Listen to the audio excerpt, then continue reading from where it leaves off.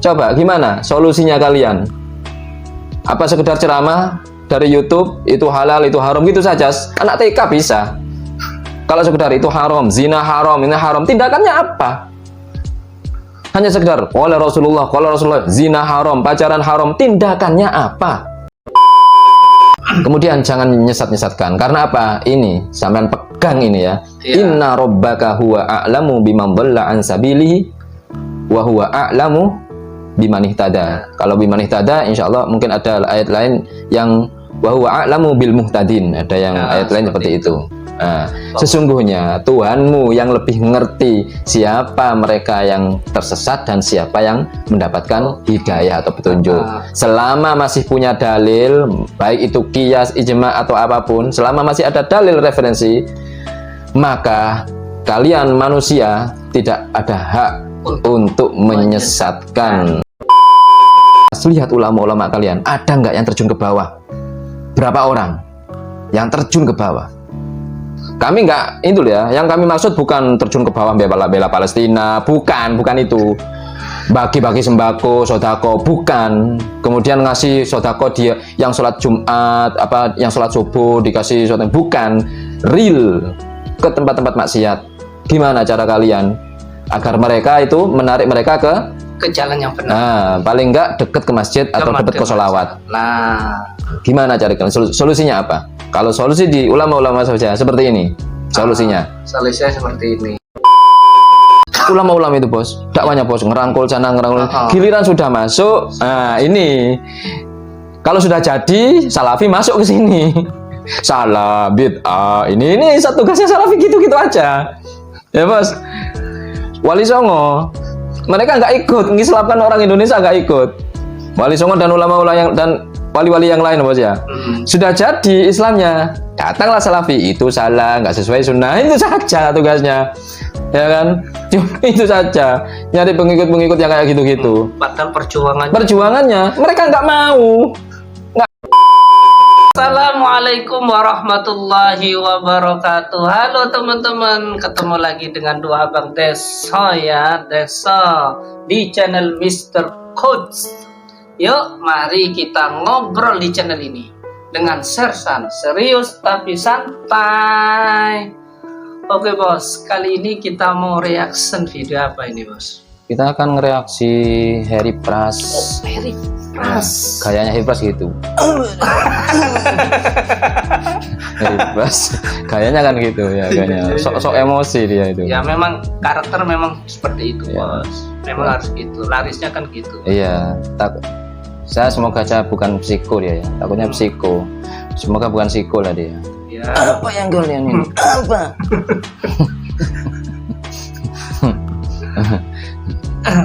Bos, kita langsung aja bos, bos. Harry Pras yang nanggepin Banser ini bos. Oh, nanggepin Banser. Dia kan kayak nggak suka bos sama Banser bos. Dia nggak suka, ya maklum lah, nggak kenal nggak, maka nggak sayang bos. Oh gitu ya. Kita akan perkenalkan Banser itu kepada Pras ya. Oh ya, oke. Oke, langsung bos ya. Bismillahirrahmanirrahim, teman-teman, kali ini kita akan membahas buntut panjang dari pembubaran pengajiannya Ustaz Syafii Rizal Bersalamah, yang dimana setelah kejadian itu ada beberapa anggota Banser yang babak belur ya, babak belur. Nyus. Babak belur enggak? Bapak Banser babak belur, maknyus kata Pras. Menunjukkan orang lain babak belur, maknyus katanya. Katanya melaporkan ke polisi kalau mereka dikeroyok. Siapa yang menyulut api? Siapa yang sakit hati? Siapa yang melaporkan ke polisi? Allah. Gak ngaca kalian. Oke bos. Kayaknya Pras Allah. Itu kayaknya Allah. Dulu dia mengkritik orang pakai tasbih. Biar apa? Biar dilihat orang kalau kamu sedang berzikir. Tapi Pras sendiri setiap itu Allah. Ngapain disebutin? Biar kelihatan orang Anda itu suka zikir. Kalau zikir ya sudah di hati saja, nggak usah pakai Allah. Sama aja Anda memprotes orang ulitan pakai tasbih. Oke, di sini menanggapi saya. Siapa yang menyulut api? Ya, siapa yang menyulut api? Yang menyulut api ya kelompok salafi. Ngapain dia hujat-hujat ibadah orang lain, bos ya? Iya, kan banyak itu. Enggak ngaca kamu Pras. Videonya itu kan banyak tuh. Pras, enggak ngaca kalian Pras. Siapa yang menyulut api Pras? Lihat di mana-mana pengajiannya salafi itu hanya untuk menghakimi ibadah orang. Itu saja Pras. Yang katanya enggak sesuai dalil, padahal ada dalilnya. Itu Pras. Gimana sih Pras? Lanjut bos. membubarkan pengajian yang ada di dalam masjid seolah-olah kalian ini paling tegak lurus akidahnya, syariatnya. Allah. Kita akan reaction nanti bagaimana mereka ini mengeluhkan kalau mereka dipukul-pukuli katanya. Ya sebelum kita ke sana, kita harus menyimak faktanya bagaimana di lapangan. Kalau sejatinya mereka itu di lapangan jauh dari kata bravo, jauh dari kata soleh, jauh dari kata pejuang. Sama sekali tidak berjuang mereka. Membuat onar, iya. Kenapa saya menyatakan demikian? Banyak netizen yang nelfon saya, komentar di YouTube saya, DM di Instagram saya, bahkan ada yang memberikan statement di media sosial, banyak media sosialnya. Mereka berkomentar di sana, melihat Banser, kelakuan Banser di lapangan itu. Bukan di lapangan depan masjid, ada yang sempoyongan katanya. Ada yang rokokan di teras masjid, kelepus-kelepus, bukan sholat berjemaah, cuma 1-2 orang katanya sholat berjemaah. Sok paling bravo. Alhamdulillah min dzalik. Anak apa ini? Sok paling keras kalian menjaga keutuhan NKRI. NKRI yang mana yang kalian jaga? Tidak ingin Islam ini diadu domba. Kalian yang begini ini yang kurang. Allah. Di sini ada satu komentar yang ingin saya baca dan kalian juga harus membaca ini agar tahu bagaimana kondisi di situ, agar tahu bagaimana akhlak dari siapa namanya Banser ini. Saya kebetulan waktu kejadian di lokasi masjid, maksud mampir untuk sholat maghrib berjemaah, tidak untuk. Kita aja yang baca bos ya. Iya. Katanya orang yang DM sama Pras ini. Iya. Saya kebetulan waktu kejadian di lokasi masjid. Maksud mampir untuk sholat maghrib berjamaah, tidak untuk hadir kajian. Sempat heran dengan teman-teman ini kenapa. Waktunya sholat maghrib, kawan-kawan Banser ini hampir tidak ada yang ikut sholat. Hanya 1 orang 2. Kemudian yang kedua, pada asik merokok di pelataran dan teras masjid, kelepas-kelepus. Oke, yang ketiga, lanjut ada keributan hingga mau masuk isya. Kawan-kawan Banser mulai merengsek memaksa masuk masjid. Yang mengherankan lagi, mereka masuk masjid tidak lepas alas kaki, yang pakai sepatu. Oke.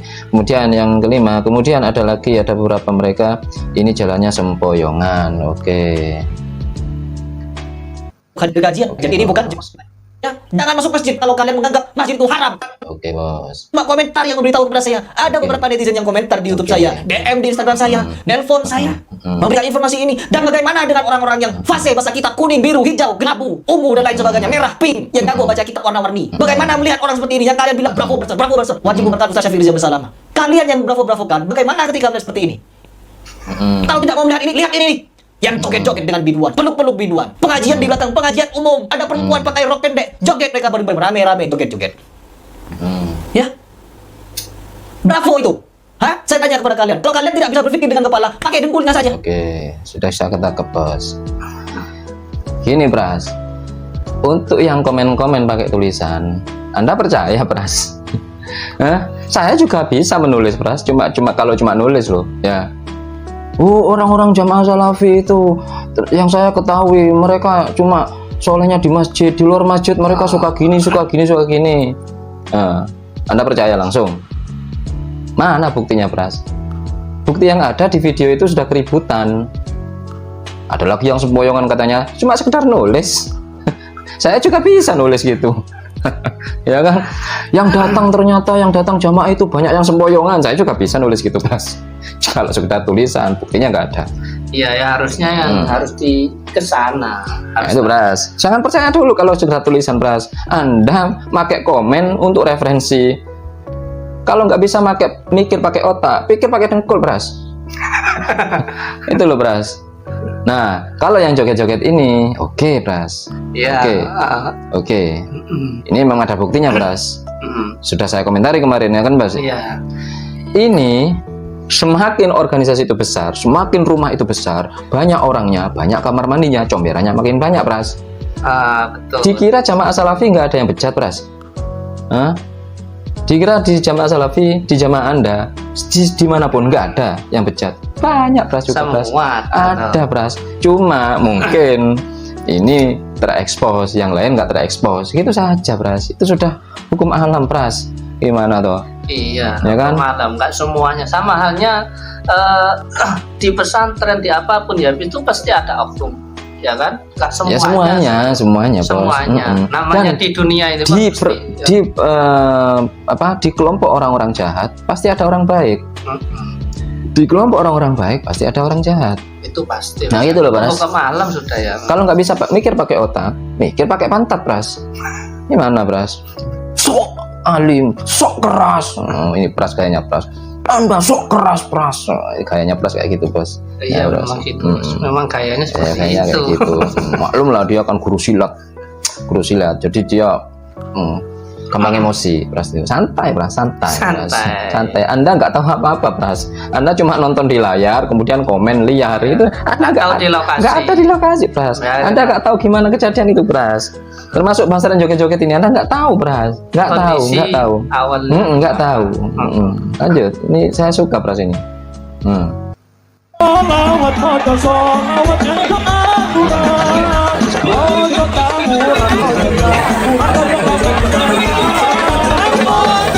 Di bawah. Enggak, Ustaz Syafiq enggak seperti itu. Apakah majelis salawat yang mengundang kemaksiatan seperti itu lebih mulia daripada pengajiannya Ustaz Syafiq yang ada di dalam masjid? Tertib.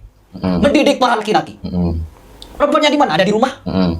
Dididik suami-suaminya, dididik anak laki-lakinya untuk menyampaikan ilmu kepada istrinya. Tidak dicampur. Yuk anakku, yuk istriku, yuk anakku. Cowok cewek gabung masuk masjid semua. Enggak, Ustaz Syafiq tidak seperti itu. Tapi kalau majelis salawat yang seperti ini, bagaimana kalian menanggapinya? Ya. Oke. Pras dan semuanya yang sepemahaman dengan Pras, dengarkan saya baik-baik. Dengarkan. Anda kan gimana kalian menanggapinya? Ini saya tanggapi ya. Pak Syafiq, Mbak Salamah, enggak kayak gitu. Salafi, enggak kayak gitu. Tertib di masjid. Dengarkan.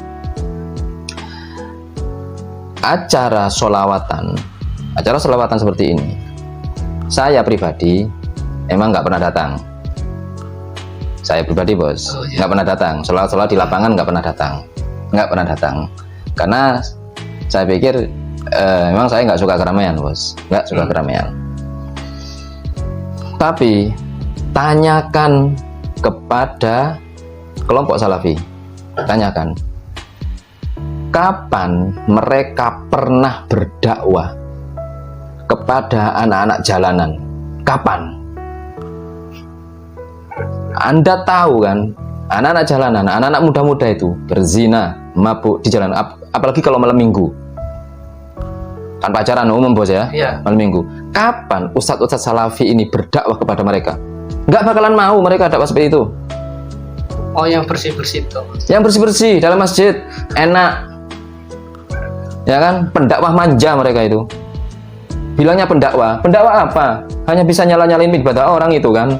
Kemudian dipuja-puja. Padahal kemungkaran mereka ada di depan mata. Berapa orang anak muda-mudi yang mabuk-mabukan di jalan-jalan? Ya. Gimana cara mengatasi itu? Sampaikan pada ustadz-ustadz Anda. Apakah pernah mereka membahas itu? Enggak pernah. Mereka hanya membahas ibadah-ibadah orang lain dan menyesat-nyesatkan orang lain. Yang enggak diterima oleh Allah, yang enggak diterima sudah kayak Tuhan. Tapi ada kemungkaran, ada kemaksiatan di sekeliling mereka diam, mulut mereka diam, tidak berbuat apa-apa. Kak turun ya, Mas, ke jalan-jalan. Tidak ada.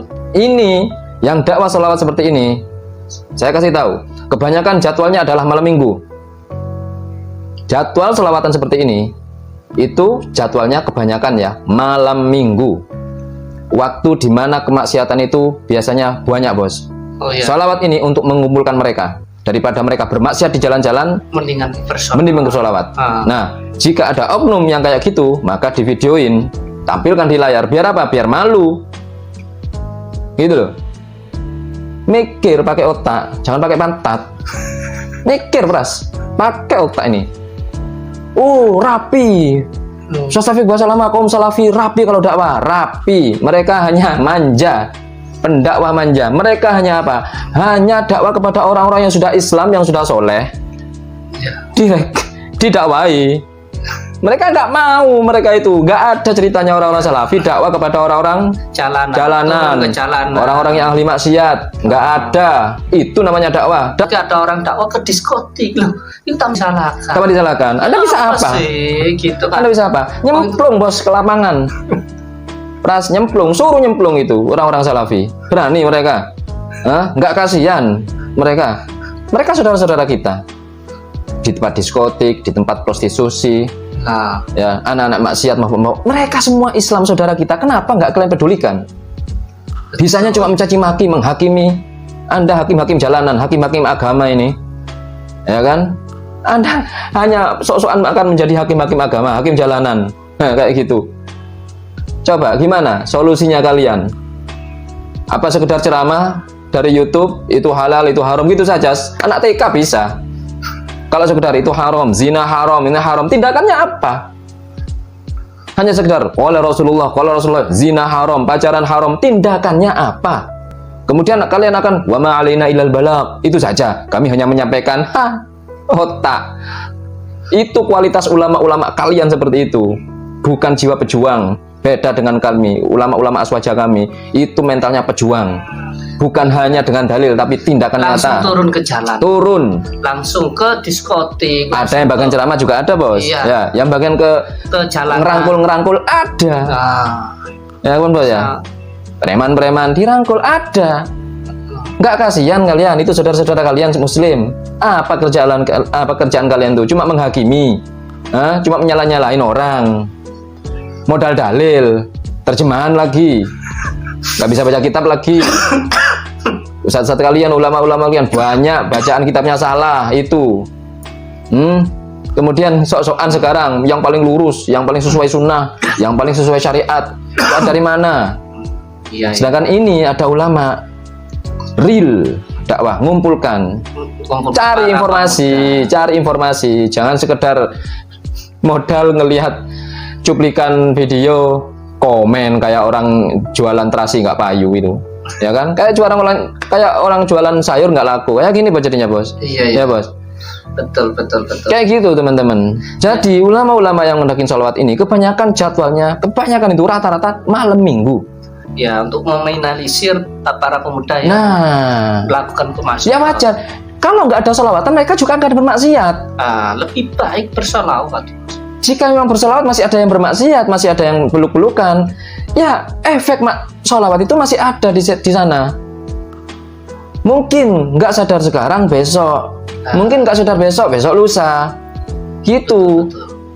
Kita ini bukan pemberi hidayah, ya kan? Kita yang dinilai bukan keberhasilan kita memberi hidayah, tapi perjuangannya itu loh. Gimana tadi, Bos? Kok idanya, Bos? As-sawab biqadri ta'ab. Kan begitu, Bos. Al-ujrah biqadri ta'ab. As-sawab biqadri ta'ab. Pahala itu tergantung dari mana payahnya. Salafi payah, cuma sekedar ceramah, payah mereka. Berjuangnya mana?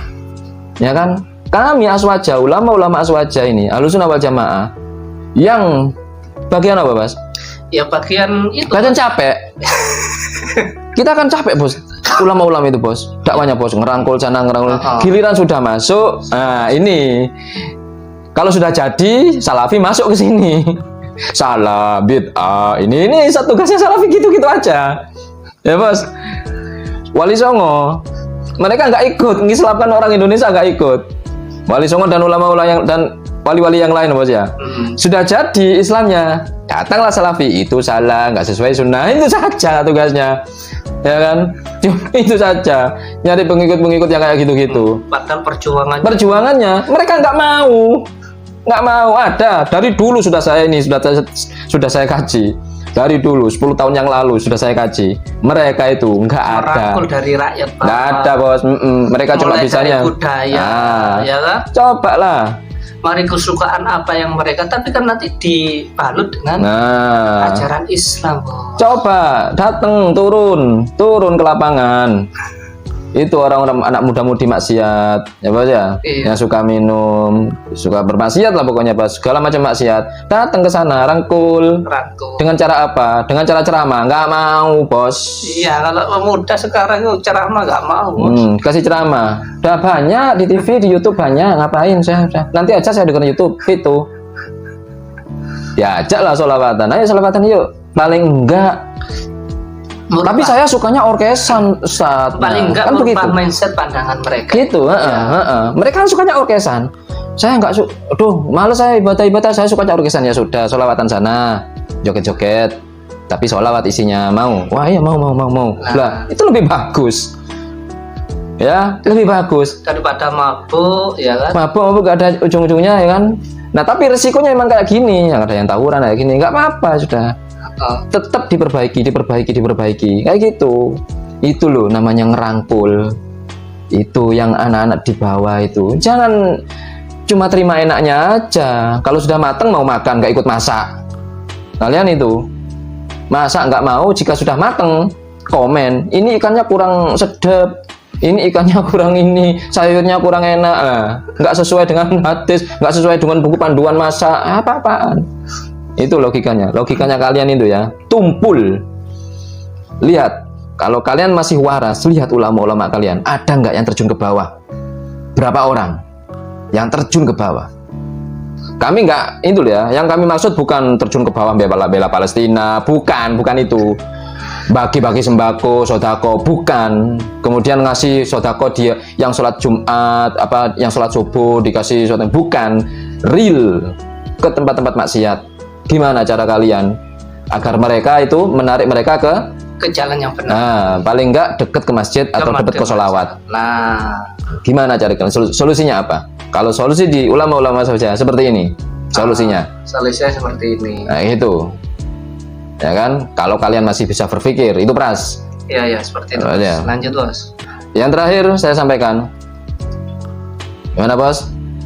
Ud'u ila sabili rabbika bil hikmati wal mau'izatil hasanati wajadilhum billati hiya ahsan. Ya kan, dengan cara yang baik.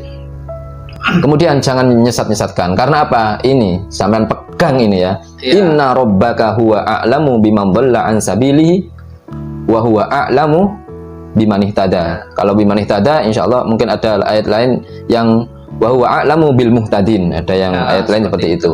Nah, sesungguhnya Tuhanmu yang lebih mengerti siapa mereka yang tersesat dan siapa yang mendapatkan hidayah atau petunjuk.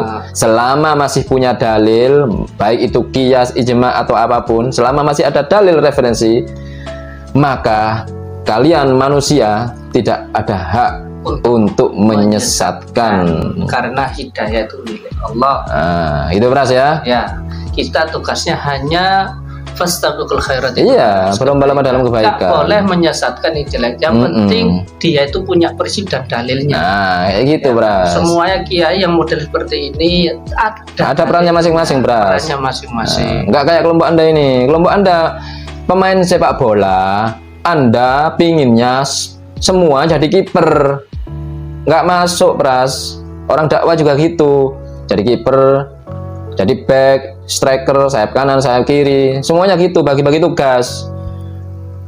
Kalau Anda, ini kan lucu, Anda sebagai kiper nyala-nyalain, striker itu sesat, sayap kanan sesat, sayap kiri sesat, apa-apaan. Itu Bos ya. Ya, mudah-mudahan obrolan ini bermanfaat dan mudah-mudahan pikiran kita tambah cerah dan tambah bijak dalam menyikapi sesuatu dan tidak menyesatkan kelompok-kelompok yang lain. Yang penting kita harus berbuat baik kepada orang lain, jaga iman dan Islam kita.